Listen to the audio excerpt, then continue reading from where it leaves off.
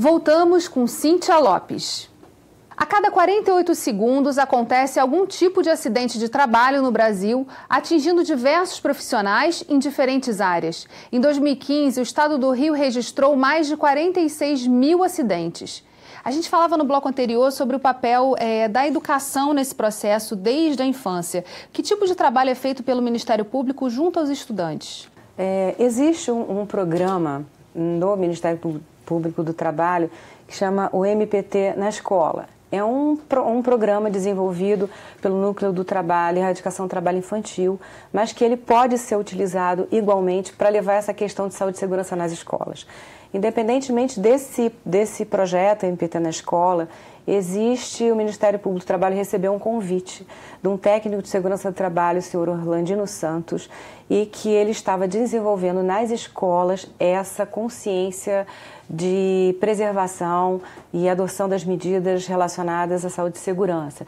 E convidou o Ministério Público do Trabalho, dentre outras instituições, e que deu espaço para que nós pudéssemos expor as ideias, para que serve a instituição, a que ela se destina nesse cenário jurídico brasileiro como forma de um elemento de realização de políticas públicas e também de realização de saúde e segurança do trabalhador. E qual é a resposta que esses alunos, esses estudantes dão ao lidar com esse tema da segurança no trabalho?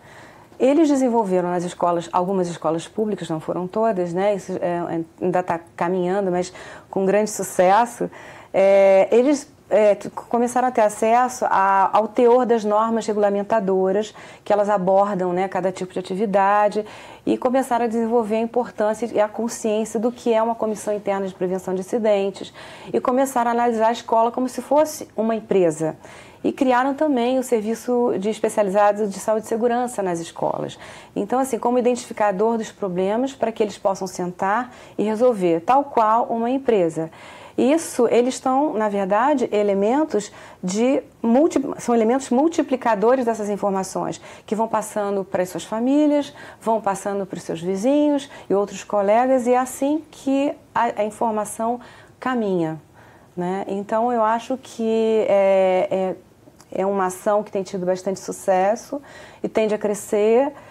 Já existe no município de Duque de Caxias um trabalho nesse sentido também pelo senhor Orlandino Santos, que nos convidou também. E a intenção é que esse trabalho seja desenvolvido em outros municípios também. Mas a atuação inicialmente é nas escolas públicas estaduais? Isso.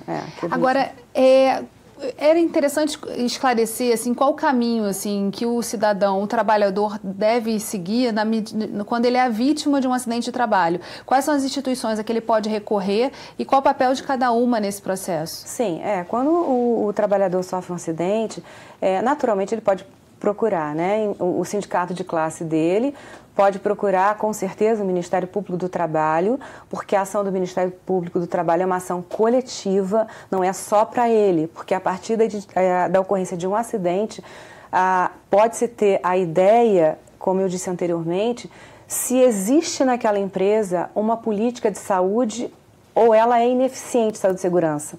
E a partir daí, a adoção de providência de forma a fazer com que aquele acidente não ocorra, de igual modo, não ocorra com outros tantos e outros acidentes de outras naturezas, além do desenvolvimento de patologias relacionadas ao trabalho. A Alerj possui também uma comissão do trabalho. Vamos ouvir do deputado Paulo Ramos, que é o presidente da comissão, qual o tipo de atuação da comissão e como os trabalhadores podem recorrer a ela.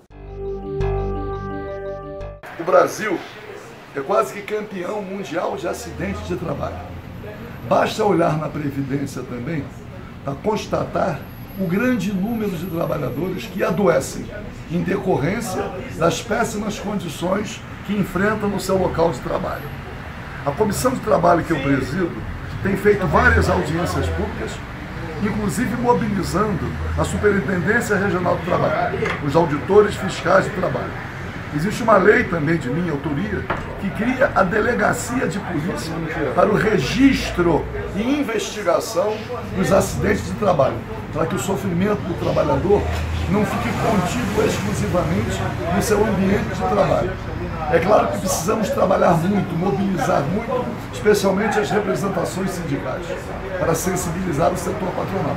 Nós não podemos desprezar o trabalhador, fazendo dele uma figura descartável. É o trabalhador que produz, é o trabalhador que é responsável por tudo aquilo que consumimos.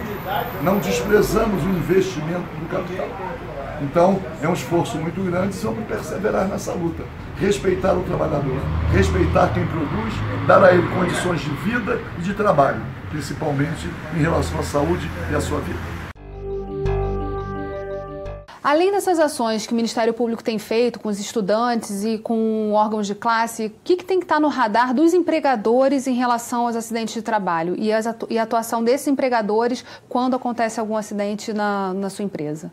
O empregador ele tem que entender que o investimento na saúde e segurança, a adoção de medidas relacionadas ao tema, é um benefício para ele. É primeiro para o empregado, para o trabalhador sempre. E que é a maior fonte que ele tem dentro da empresa, a maior riqueza que ele tem. Então, é uma via de mão dupla. Então, na medida que ele investe no trabalhador, ele tem uma maior produtividade, ele tem um trabalhador envolvido com a empresa, com os propósitos da empresa. E, naturalmente, ele vai ter lucro com relação a isso. Então, é preciso que se desenvolva essa noção de que você investir, que a empresa investir no trabalhador é lucro. O trabalhador é a maior riqueza que o empregador tem dentro do seu negócio. Em termos das ações preventivas que o Ministério Público também trabalha conscientizando esses empregadores, quais são as ações que devem ser tomadas e como recorrer também a fontes de informação sobre isso? Sim, o Ministério Público do Trabalho, dentre atividades de órgão-agente, ele tem agente interveniente.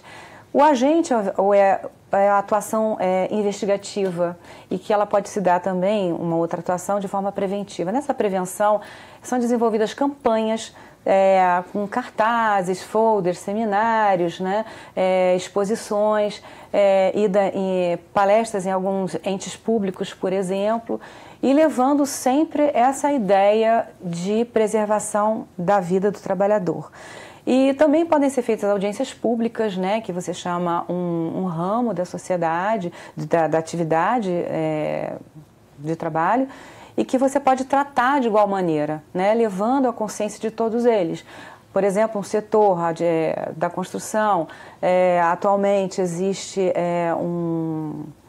um procedimento promocional, né, que está sob a minha responsabilidade, relativa aos repórteres que fazem cobertura dos grandes eventos externos, por conta daquele evento que aconteceu com Santiago, da TV, uma das TVs que atua no Rio de Janeiro também. Então, a ideia é que todas sejam chamadas para esse tema ser analisado e o que é que deve ser feito para assegurar que o profissional da imprensa vá para a rua fazer o trabalho, mas que ele volte intacto. Então, quais as medidas que devem ser tomadas? São capacetes, isso tudo a partir de análises que já foram feitas. Capacete, é a questão de colocação de colete, isso tudo é envolvido, além das informações, avaliação dos locais de risco, isso tudo é um projeto, é um trabalho que tem que ser gerenciado. A gente vai fazer um rápido intervalo e voltamos já. Rio em Foco aqui, política e economia caminham juntas.